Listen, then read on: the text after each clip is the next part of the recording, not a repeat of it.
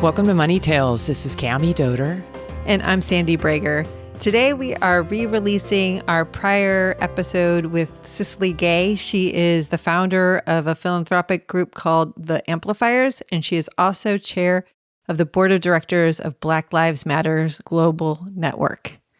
Cicely is this incredible human. When we met her, she wasn't involved with Black Lives Matter, but had just won the Red Backpack Award from the founder of Spanx. She told this incredible story, and a big part of her story is around having a scarcity mindset. And this is something we hear a lot from guests. Maybe you even heard it. People talk about a scarcity mindset. This is the idea that it's the bag lady syndrome, that we'll run out of money. No matter how much money we make, something will happen. Someone will steal it, we use it, whatever. And it is scary. It keeps you up at night, right? Scarcity mindset. It can. But the antidote is abundance. Changing that mindset around. Yeah, the mindset. That's right, Sandy. Change your mindset, which is hard. It's hard to do. I think it even starts with knowing you have this mindset, right? Personal awareness is the very first step. We talk a lot about this, and this is why one of the things we advocate on Money Tales, just start with your tale by telling where you started, how you learned about money. We often learn that there are things that contribute to how we want to handle money going forward, and some things that hold us back. Scarcity mindset is so common that we actually just wrote an article on Experience blog Fathom called Breaking the Scarcity Mindset, Confident Intentional Spending. I love that title. Yep. And shout out to our colleagues, Nayan Lapsawala and Lena Sanchez, for writing a beautiful piece. So powerful. And in there, they reference behavioral finance author Morgan Housel, who has a recent book called The Art of Spending Money. And I actually haven't read this one yet. I've read his other book. I love it. I can't wait to read it because he's an incredible author and he really distills concepts and make it so human, so relatable. This article we wrote was a great prompt for us to bring back Cicely Gay's episode on Money Tales because she does an incredible job talking about the scarcity mindset and also how she worked to change her mindset. She's an incredible lady. You'll learn so much from her. Without further ado, here's Cicely Gay on Money Tales.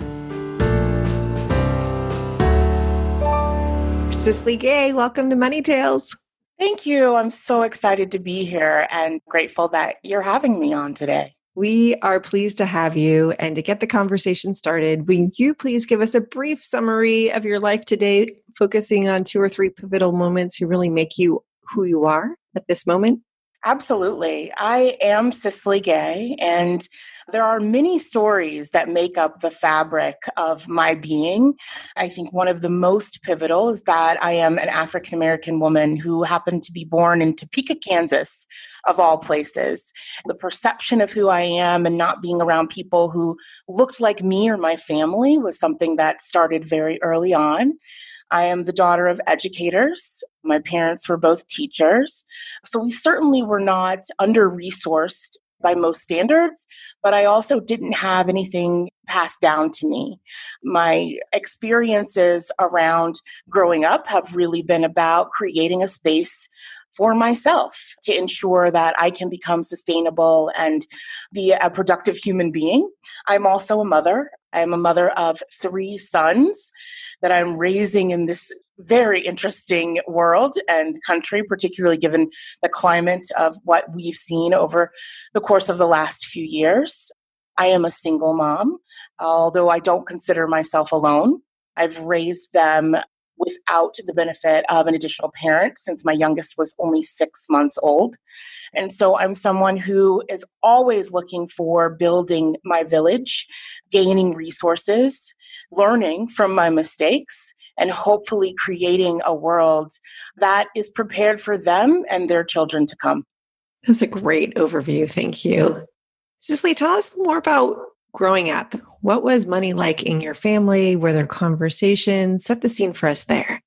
Yes. In my own self discovery around my money story, I had to start thinking about why I had some of the fear around money and finances. The truth is, I wasn't really taught about money. I was taught that money was associated with bills, that there is a scarcity mindset, what I call it right now, and that there's never enough. I learned about credit cards or what a credit card was the first time I stepped on a college campus. I remember going off to school and there being these tables upon tables in the open field area of our school of different credit card companies who were handing out t-shirts and water bottles. And I went from table to table and applied for every single one to get every single t-shirt and water bottle I could. I did not understand credit. I did not understand money, except that it was something that I earned to then immediately pay out to other people. And so I recognized very clearly as I grew up and started being responsible for my own credit and my own bills, that I had a level of responsibility of creating a new story around money. And that story of scarcity started to be implanted in my own kids. It's really fascinating. I remember working at a job that I actually really enjoyed, but I had a supervisor that was very difficult. And my son, my youngest son at that point, was 6 years old. And we were in my SUV. And I remember being on the phone with her and talking about something that I was really proud of, but her not feeling that way. And getting off the phone and just feeling really broken. And it had happened multiple times in that position. And I put my head on the steering wheel. I was in a parking lot and I put my head on the steering wheel and I was at the point where I was getting ready to cry. And my son, who's 6 years old in the back seat, said, "Mom, I think you need to go back to your other job. I don't think you need to work at this job anymore. And if we need to cancel the Disney Channel to do it, we should do it." That's what he said. We need to cancel the Disney Channel to do it. Now, he fully didn't understand that I wasn't just working for the Disney Channel, but in his mind, money meant sacrifice. Money meant paying bills. Working meant sacrifice in order to pay those bills. And I realized for him, sacrifice meant the Disney Channel, right? Like in his little 6-year-old mind, it was like, my mom is working and struggling and sacrificing for cable, and she's got to stop it because it just doesn't mean that much. And for a 6-year-old to recognize that the work and the stress and the hurt and the sacrifice that I was making not being as important as what I was making it out to be really was telling to me. I had a conversation with my supervisor and walked away from that position the next day, without fully knowing what my next path was going to be, but knowing that I was going to reinvest in my own peace of mind and my own kids. And I knew at that point that I had enough skill sets that the money could follow, and I had hope that it would. Wow, your 6-year-old son. I love your mindset. It's amazing for this young being. Obviously, there was a lot of teaching, whether it's modeling, for him to come to that realization. Cicely, would you talk to us a little bit more about what a scarcity mindset is and why you think that was the case for you and your family? I mean, I think the reality of it is that oftentimes there just isn't enough. Oftentimes, the money that is coming in does not meet the needs of the family. And when you are accustomed to living that way, you don't necessarily grow up thinking about plan A. You actually start to groom yourself and then eventually your children to default to plan B. And that became very true for me and very clear for me not that long ago. I remember being, professional enough to have had 5 figures worth of money in the bank. It scared the living daylights out of me when I saw 5 figures. I said, okay, there's somebody I've got to pay. There's somebody who's going to take this money. I need to do something with it quickly. Do I take it out? Do I put it in my mattress? Because it's not going to last. And the fear that I felt, as opposed to the pride in that accomplishment, said to me, okay, there's something wrong here. You should not be afraid when you get to a point where you have a savings account that has enough money so that you can make it if something happens, which is essentially the purpose of rainy day or savings anyway, right? I remember that and thought, why am I this way? And I started having conversations with family members, certainly not in an accusatory manner, but talking to them about why it is we didn't save a lot of money, didn't have a lot of money, or when we did save it, why there was this fear of it being taken away. And while I didn't get all the answers in those preliminary conversations, I was speaking to another family member who had a dental need, a procedure that they needed. And they weren't talking to me about the actual procedure. They were talking to me about the pain that they were going through. And they asked me if I could buy them something on Amazon to alleviate the pain, some tool that they had heard of to alleviate the pain for this dental procedure. And finally, I said to them, what do you need done and how much does it cost? It was, to me, an amount of money that certainly didn't warrant the pain. And I ended up taking them to the dentist and paying cash for the procedure as soon as I could get them an appointment. And to this day, they treat me as if I'd given them $1 million because I'd alleviated their pain. But I realized they never defaulted to plan A. Plan A is go to the dentist and get your tooth fixed. Instead, it was, I'm sure I can't afford it. I'm sure there's no one who can take care of it. So let me figure out all of these solutions, all these Band-Aids to help to alleviate, which really means prolong my pain. And so, unfortunately, growing up with that scarcity mindset, not having enough, not feeling as if you have enough, not even believing you have enough, to the point that you don't research how much things cost, is something that I actually grew up with. And I've had to start to retrain myself to think about, let's look at plan A before we actually default to plan B. Cicely, what a powerful example that was. Thank you for sharing that. I think it's amazing that you had this awareness of the scarcity mindset. And I'm wondering, how did you go about shifting? Because for most people, having awareness is hard enough, but figuring out how to shift, how'd you do that? Yeah, I certainly can't take credit for doing it myself. I've always someone who's been naturally inquisitive, yet I've also been very fortunate to have some amazing leaders in my life. And I have a mentor. Her name is Susan L. Taylor. She was the editor-in-chief of Essence magazine for over 3 decades. She is brilliant and insightful and wise. And I remember her first telling me a story when she was young. She happened to be a single mother herself. Her marriage ended, and she tells the story often, when her child was only 6 months old. And while she worked in the beauty and fashion industry, she certainly wasn't being paid enough. There was a little bit of gravitas about her name, but her compensation didn't match up to what she unfortunately had worked to achieve. And I'm certainly not telling the story as well as she does, but she talks about what she knew, that she went into a beauty school nearby her home, literally walked into a beauty school nearby her home, and talked to the students there and talked to the teacher there, and ended up tripling her income within 24 hours because of the resources she had within her. And so for me, I realized that the scarcity mindset was always about looking at my bank account and not taking inventory of the wealth of resources that actually existed, meaning my intellectual capital, my relationships, my work ethic. All of those things had value. By looking at her example of how she was able to garner more financial support because of the other resources she had, I started to think, well, gracious, I shouldn't have a scarcity mindset at all. I'm living in abundance.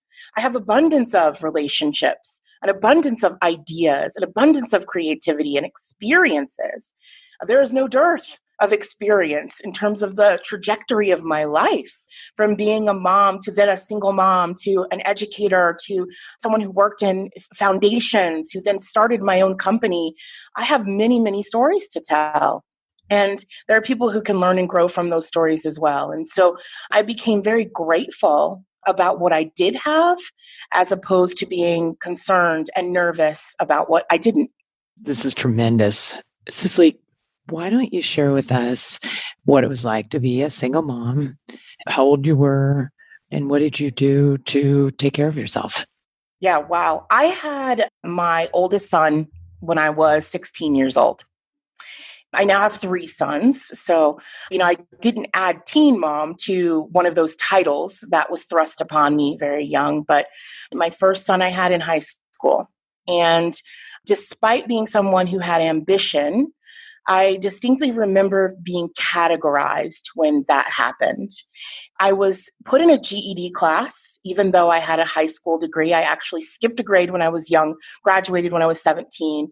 But although I had a high school diploma and was in a position where I actually was asking for public assistance, I was put into a category of someone who had a cap on my potential and also had a path that they thought had been laid out for me. I think I've only told this story one time, so it's really interesting. I was in this GED class. I was, again, 17 years old. I already had my degree. I was in this GED class with women up to 50, 60 years old. And I had a teacher in that class who actually started talking to me and realized I was intelligent and inquisitive, and I already had a high school diploma. And why was I in her class? And she gave me an opportunity to do outside work. So she would give me books by Toni Morrison or, by Maya Angelou. And she would tell me to read these books and come back and write reports for her. And then I would turn the reports into games that I would actually teach the rest of the class with. I mean, this teacher, I should find her because she changed my life. So while I was in this GED class, I also remember being at the end where the people from the state or the system, whoever were caseworkers who were governing us, were asking, okay, what's next? Where are you going to go? And what are you going to do?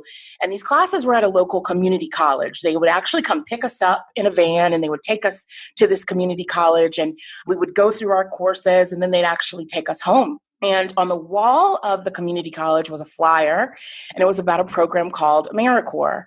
And AmeriCorps is it's the domestic Peace Corps.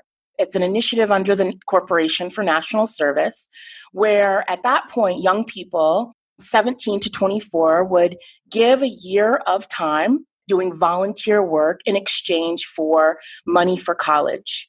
And because that money wasn't considered income, you could also qualify for the benefits I was receiving, like childcare or food assistance. It didn't count as income. And I read that flyer on the wall one day and I thought, well, I could certainly give back. And I certainly need childcare, and I certainly want to go to college. And so paying attention to that flyer on the wall, having my teacher pay attention to me, changed the trajectory of my life.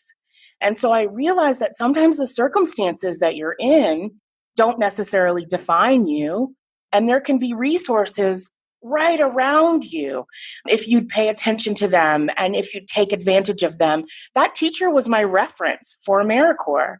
I did a year of service and that money paid for college. I ended up using that money and then doing another year of service. They call it AmeriCorps Vista, which the first version was direct service, where I was working within a school in an under-resourced community near a penitentiary. The second year, I was doing indirect service. So I was learning about how to work behind the scenes at nonprofits. And I did that, and then I paid for the rest of college.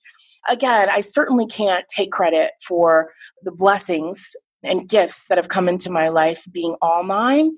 But had I not had the right people in my life at the right time, and had I not been paying attention to the flyer on the wall, to the resources that were right there, I certainly may have missed out on what would become my life's work. Cicely, this is incredible. Yeah, I'm giving you credit for turning opportunities into magic gold. That's not sounding like a scarcity mindset to me either, by the way. So it's very interesting. It's interesting. A friend of mine that I worked with years ago came back into town not too long ago, and we went to dinner. This was before the pandemic, of course, and we went to dinner. And I remember us talking about our path, and she's successful professionally, and we met doing very common work over a decade ago. And she says, "Gracious, you're just so brave.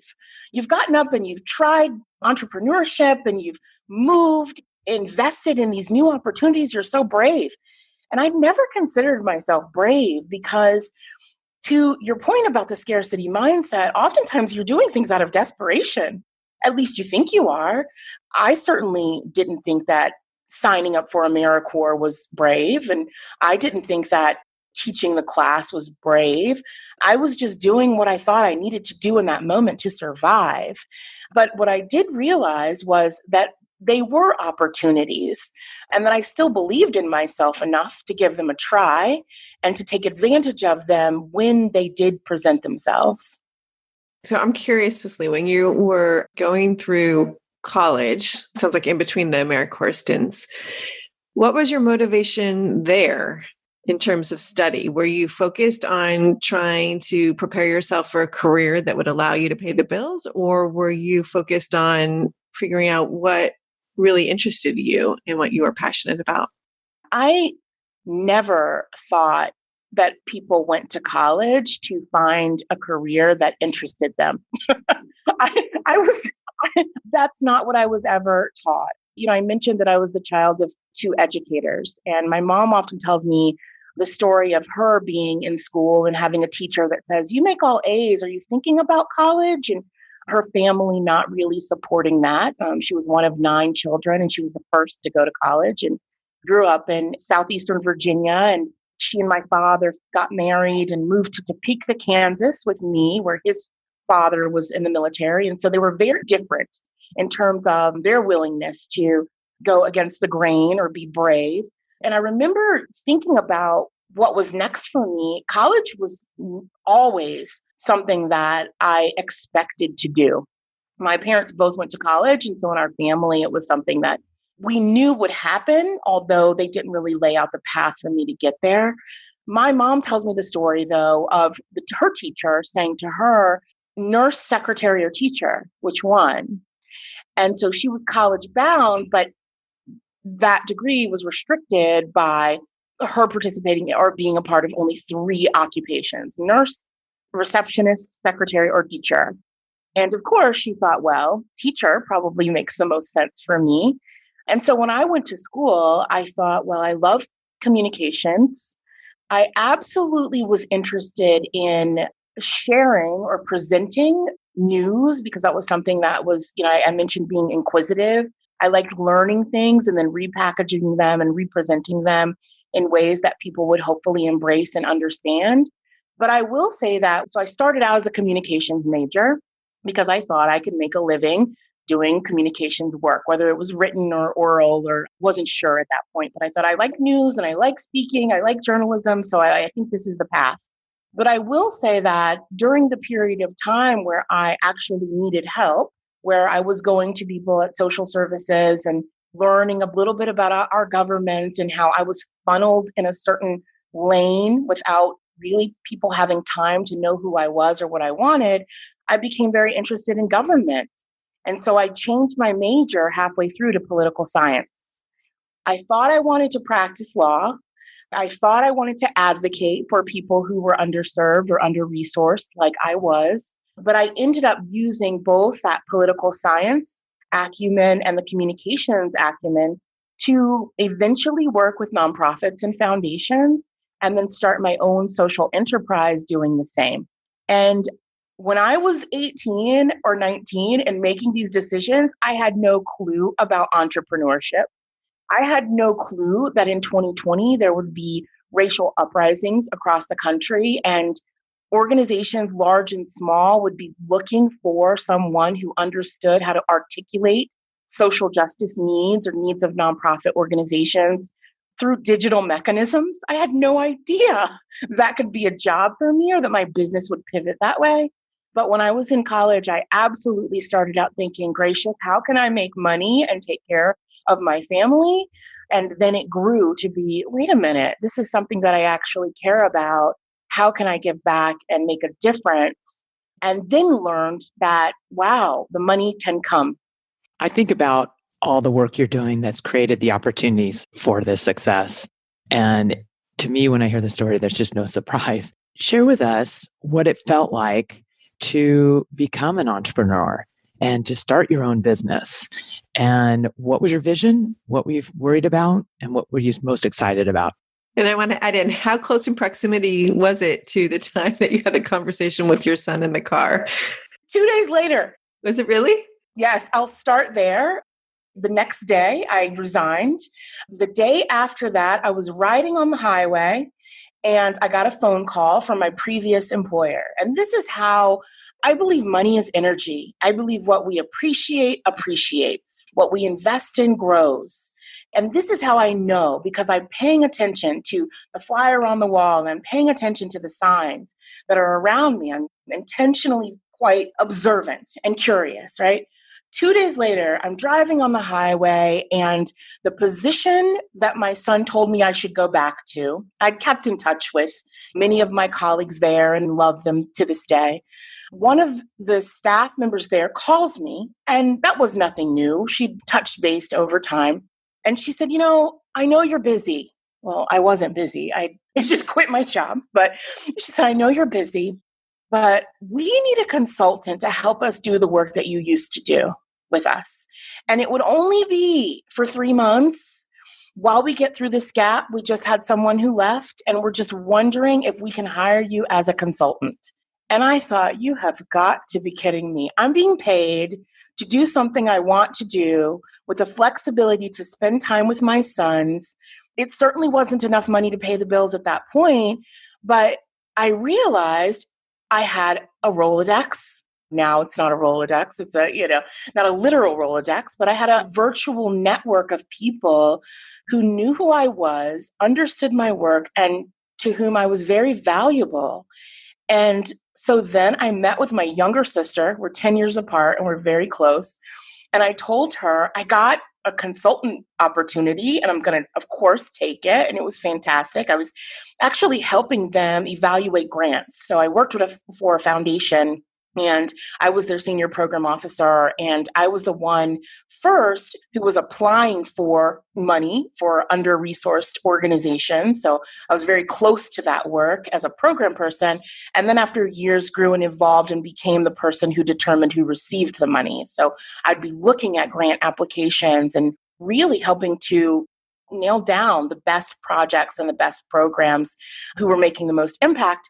And so the consultant role was literally helping them review grant applications. I was sitting there reading and identifying and helping provide technical assistance to all of these nonprofits all over the country who were looking for funding. And it gave me insight into what funders were thinking about, what nonprofits were doing. It was work that I absolutely knew and loved. And it was just what I needed in that moment to ensure myself that I had exactly what I needed to continue to do this work for other nonprofits. And so I sat down with my little sister at Starbucks. And I remember sitting there and saying, I think I'm going to start my own business. I'm a consultant now, so I've got to figure out this whole W-9 thing. And how does this work? Do I get a tax ID? And she was someone who is a millennial. And oftentimes she's told me, millennials believe in multiple streams of income, Cicely. So you need to figure it out. We don't just do one thing. If we're not on TikTok or we're figuring out how to sell something. And so she said, multiple streams of income are the way. I said, okay, I'm going to do it. And I don't quite know what I'm doing, but I know I enjoy being the connector between the people who are resourced and the people who are under-resourced. I mentioned my mentor, and I was able, through working in foundations, to work with people who are highly resourced, well-known, public figures, but also always had a connection and devotion to working with people who were at a point like me, underserved, under-resourced, didn't have money to make ends meet or trying to take care of their families. And so I always wanted to be that broker of goodwill, someone who was in the middle trying to connect the two. I said, what keeps happening is that I come into these organizations, whether they're a foundation or philanthropist who wants to start an organization or a nonprofit who just is doing amazing work but doesn't know how to articulate it into a grant.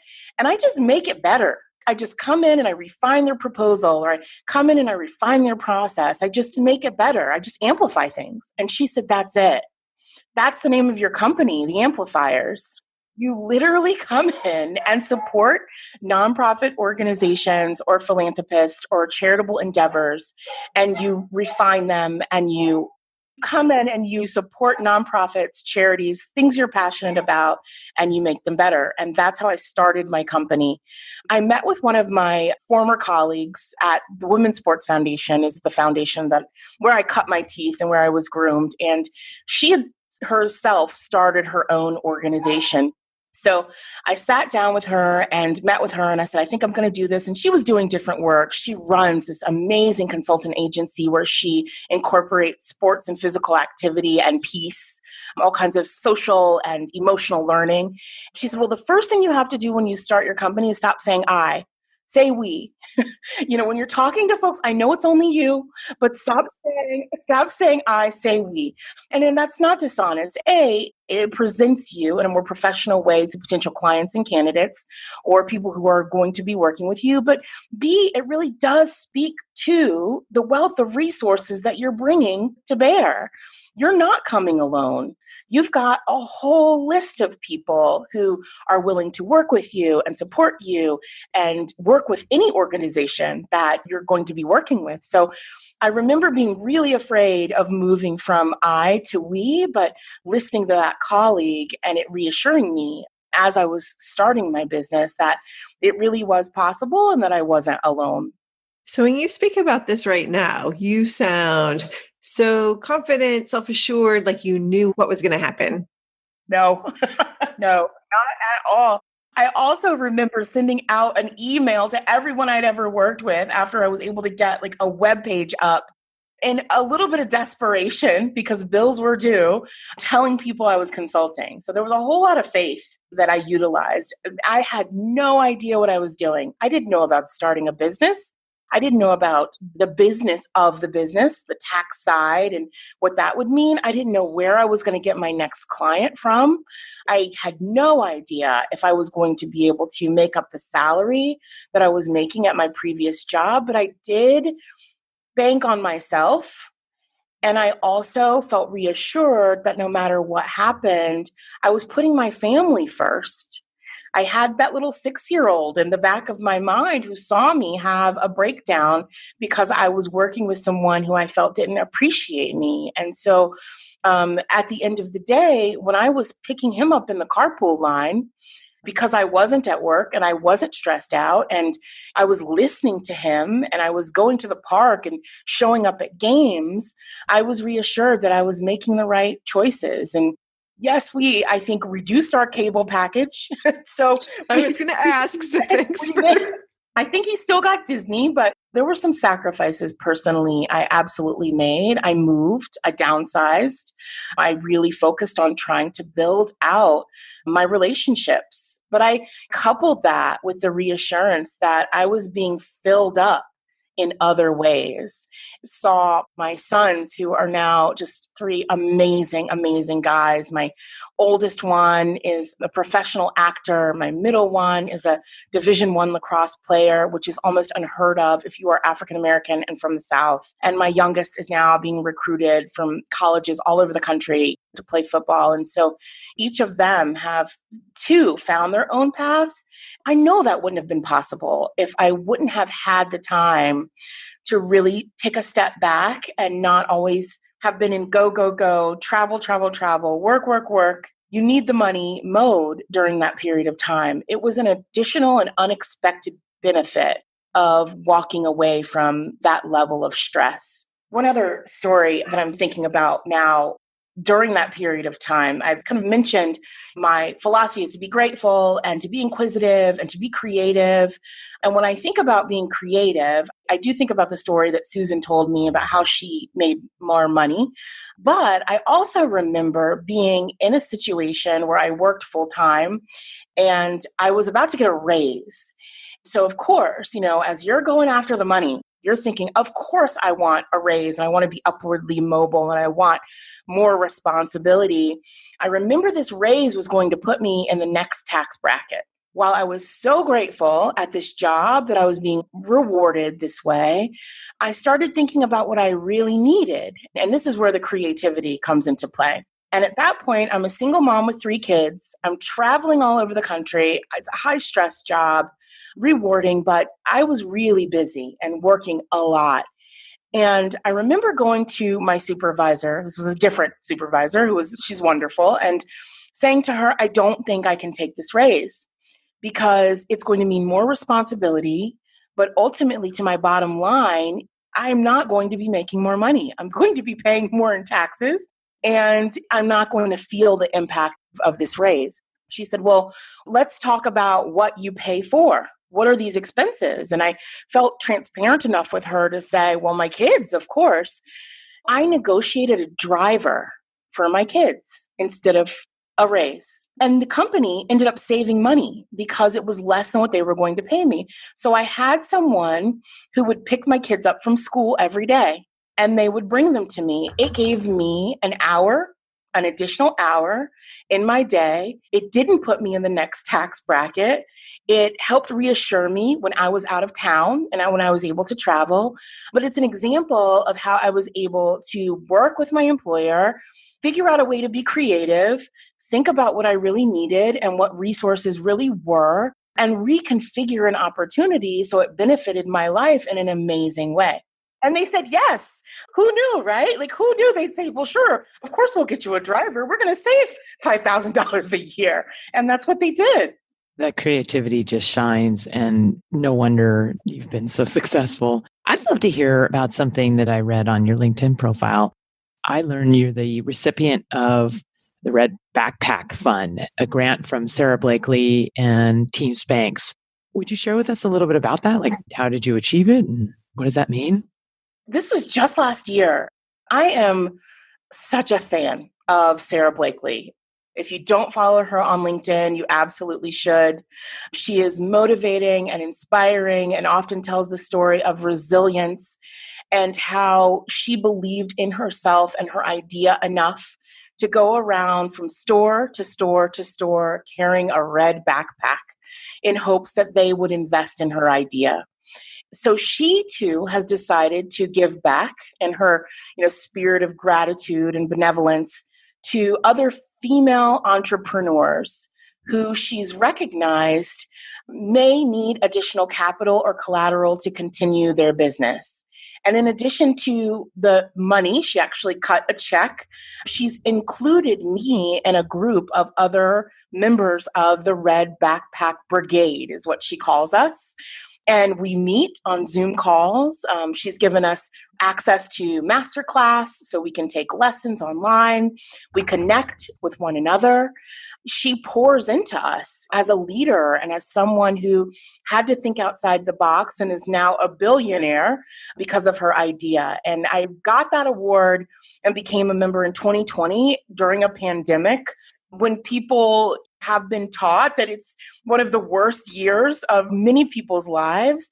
And it was the reassurance and pat on the back and support that I absolutely needed to continue pushing through in that year of uncertainty and sometimes insecurity. And so I am so proud to be a member of Sarah Blakely's Red Backpack Brigade and am learning from her about how you're not done, even when you may become a billionaire and you may be at the pinnacle of your career. There are still ways that you can give back and invest in people who may be like you.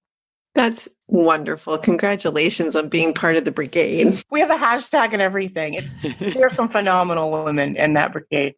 I'm curious, Cicely, about your experience with that in relation to the consulting work that you're doing today and your work with philanthropies. My work at the Amplifiers, when I first started, I mentioned I wanted to be the broker of goodwill. I wanted to be the individual who was in the know enough, to have the inside scoop on who was funding what and what programs were best in class and needed to be funded. I was finding that oftentimes I worked with athletes. Oftentimes, at first, athletes would hire a family member to run their foundation. They would come into what they considered a windfall, and they wouldn't really understand the infrastructure of nonprofit, philanthropy, or charity.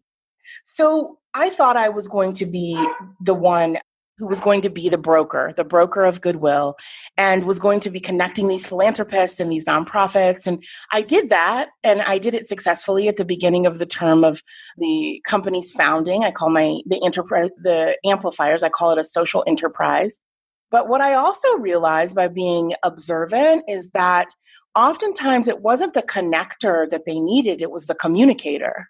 What I began doing was really taking a deep dive, a hard look at the fact that many of these philanthropists just wanted a mouthpiece. They wanted to refine their messaging. They wanted someone who could help them articulate their passion. And oftentimes, many of these nonprofits on the other end needed someone to help them articulate the amazing work that they were doing. And so I didn't start out, the name of the company is the Amplifiers, but it is literally true. The work is at the intersection of cause and communications. And so I happened to be in that space in 2020 when we couldn't meet each other face to face. And so the communications piece became very, very important to me and to my clients and to the world. There was a whole lot of being in the right place at the right time, but also investing in this path and doing work really well and building a reputation for myself so that when people did need someone in the philanthropic or nonprofit communication space, and that's moved quite a bit to digital media now, they knew who to call. The majority of my work was referral in 2020. I grew my staff by 3 in 2020 during a global pandemic, won an award from, a female billionaire in 2020. I'm so proud and excited that because I didn't look at what people thought would happen and limit my expectations, but instead continue to pivot and be resourceful and pay attention, that I was able to do that and also grow my business in the meantime. So tell us, Cicely, talking about money is really hard. Have you had these conversations? Have you ever told your family or friends how much you make? I literally just told my sister. And I didn't tell her because I was trying to explain how much I make. I was telling her because I needed her advice on the next move I was about to make. And it was really hard and it was really intimidating. And it was actually after doing my taxes where I said, whoa, 2020 was a really good year. And what do I do now? I'm at this point where I'm not in the scarcity mindset space anymore. If I were to share this number with someone else, they would say, okay, the struggle is real, but it's also overrated. And I don't want to go back there anymore. Right? Like this whole struggle culture thing. Okay, I get it when you need to be there, but if you don't have to be there, don't. And so I recently did tell her about how we did in 2020. And I was proud, but also recognized that got tremendous responsibility because who wants to go backwards? And the more you make, I think the more intimidating it can be if you don't at least start thinking about a plan or what's important to you or spaces that you can continue to fill to maintain and sustain. Cicely, I'm curious, what's the most meaningful way that you've used money in your life? It would have to be to invest in the lives of others. There's no greater joy than seeing that you have solved a problem for someone else. I mentioned I saw someone who was literally physically in pain, and I was able to alleviate that physical pain and didn't see any difference in my lifestyle or any sacrifice that I had to make because of it. Those people could be family members. They're certainly my sons. I'm constantly investing and pouring into their lives with the resources that I have. It could be giving back to some of the charities that I support. I am most fulfilled, absolutely, when I'm able to invest in the lives of others. I will say, though, that I had a piano when I was young. My mom sold it, and she sold it for money. She sold it because we needed money at that point in time. And 2 years ago, I bought myself a black baby grand piano. And my mom was in tears when she saw it and said, everything that was taken away or that was lost is coming back to us. Certainly, I think the altruistic answer is giving back and investing in others. I found a tremendous amount of joy when I was able to go in and in cash purchase that baby grand piano. I'm so glad you shared that. It's really important, I think, to take care of ourselves. And that sounds like a really meaningful purchase. How often are you playing it? Not as much as I should. It's interesting, though. My sons challenge me because while I play a lot of traditional songs, they're always sending me more modern music, like rap songs to learn. So I'm actually learning all kinds of hip hop and rap songs and playing them for my sons on the piano, which is really cool. Oh my goodness, we might need to hear that. Might be, yeah. It's really fun when it comes together. They start hearing me and they come out from wherever they are and awe and inspired that I figured it out. You've shared a ton of wisdom with us. I'm going to push it though. What's one piece of money wisdom you'd like to share with our listeners that we haven't yet covered? I would like to say that one of the ways that I've found success is by not being afraid to ask questions. So I mentioned being inquisitive, but I do think it is bold to ask questions and vulnerable as well. There's a scene in the movie, The Pursuit of Happiness with Will Smith, where he's actually outside of a big office, a corporate office on Wall Street, and a wealthy man, while he as a struggling father pulls up. I'm not sure if you've seen the scene, but this wealthy man pulls up in a really fancy sports car, and he humbled himself enough to say, "What do you do?" Right? And that changed the trajectory of his life.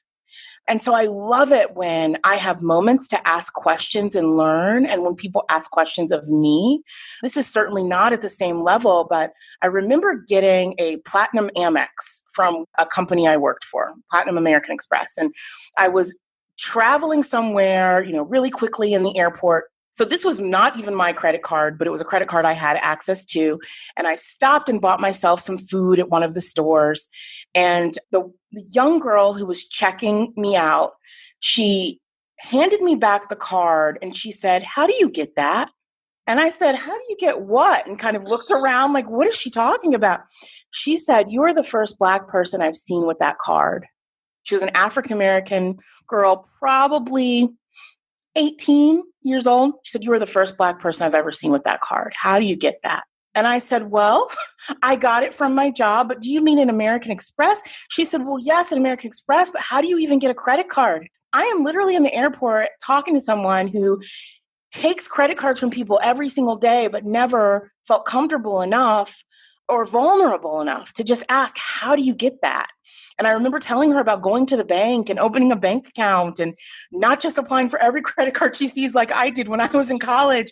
Careful of the t-shirts and the water bottles. But very similarly, on a different scale to what happened in The Pursuit of Happiness, she asked, "How do you get that?" And so I found myself in amazing situations with phenomenal people like my mentor who have been vulnerable and honest and open enough. And I too have returned that vulnerability by doing the same and asking, "How did you get that? What did you do?" And certainly their path is not always mine, but there's something I can learn from it and take from it. So the answer to your question for me is to continue to be intellectually curious and bold and vulnerable enough to learn, to watch, to look for the flyer on the wall that may be an opportunity, but certainly to ask questions of people who may be in a position that you aspire to be in one day. Cicely, that's what Sandy and I get to do with these money tales. We get to ask questions and learn, and it's the biggest gift. Thank you for that response. Thank you. Thank you for, this is so cathartic. Really examining some of my own beliefs and my own moral foundation and my own values and my own path. And, I mentioned I live in a space of gratitude, and I really believe that what I'm grateful for does appreciate. The way I appreciate things shows up every day, taking inventory of those things and having the opportunity to talk about them only adds to that list of some of the things I may have forgotten about. I've got to find that teacher who invested in me and thank her. Or if I can't, do the same thing for someone else. So I really appreciate you all and what you do and having me on. It's been wonderful for me. Well, before we wrap up, we want to ask you one more question, Cicely, which is, what's your next money conversation going to be and who's it going to be with? That's a good one. I think I owe my sister, my younger sister, another money conversation. She's taught me a lot about the multiple streams of income. I certainly feel comfortable enough talking to her about dollars and cents. I would love to unpack this conversation that I've had with her since we come from the same family to figure out where some of those beliefs have come from. I'll continue to have a conversation with her. She's a brilliant, young, powerful woman who's making her way up in the world. But I also think that I'm going to be talking certainly to many of my clients about their investments and the investments that they're making in other young women who may be like me, or the organizations whose doors they grace that may need to figure out how they're better supporting them. So both personal and professional. Cicely, we wish you the most amount of luck and success with those important conversations. And we thank you so much for what is really truly a gift of a conversation. It was so wonderful talking with you today. We appreciate the vulnerability and the gratitude that you brought to this conversation, and we return it. And Cicely, you're a force to be reckoned with. You're an amazing, amazing woman. Oh, thank you so much. Thank you so much.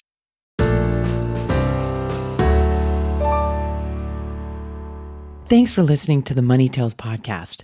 If you've enjoyed this episode, share it with someone you think would benefit from listening. And leave us a review on your favorite podcasting platform. Your ratings and reviews help more people find our podcast. If you're inspired to gain clarity and peace of mind about financial matters, don't hesitate to reach out to our team at Aspiriant. Go to aspiriant.com/start a dialogue. Or you can email Sandy and me at podcasts@aspiriant.com. See you next time.